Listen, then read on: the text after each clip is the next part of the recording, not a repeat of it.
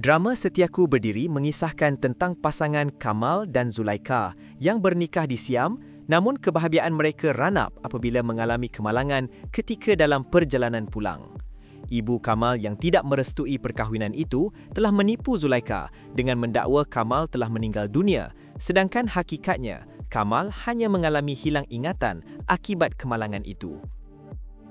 Pada ketika itu, Zulaikha sedang mengandungkan anak Kamal, Mikael. Selepas kelahiran Mikael, Zulaikha berdepan tekanan dan pandangan serong masyarakat terhadap status anaknya.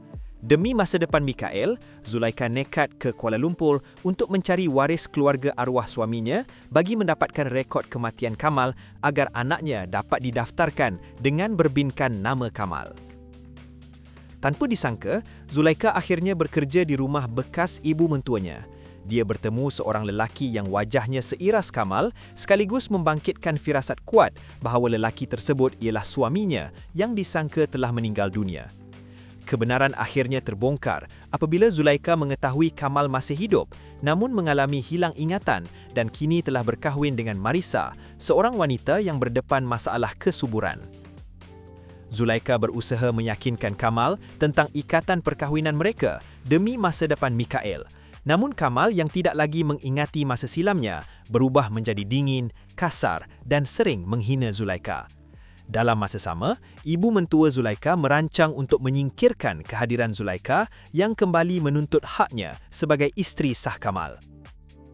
Zulaikha yang dahulunya lemah lembut, kini terpaksa bangkit menjadi wanita yang kuat demi mempertahankan hak dan kehidupannya.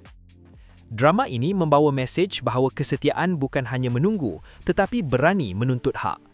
Zulaikha tidak sekadar pasrah, sebaliknya berjuang demi kebenaran. Ini memberi gambaran bahawa kesetiaan yang matang memerlukan kekuatan mental dan emosi, bukan pengorbanan muta tuli yang akhirnya memakan diri. Ia juga mengkritik campur tangan ibu bapa yang berlebihan sehingga memusnahkan rumah tangga. Watak ibu mentua menjadi simbol ketamakan kuasa dalam keluarga. Mesejnya jelas, restu tidak boleh dijadikan alasan untuk menindas dan kasih ibu bapa seharusnya memelihara, bukan merosakkan masa depan anak.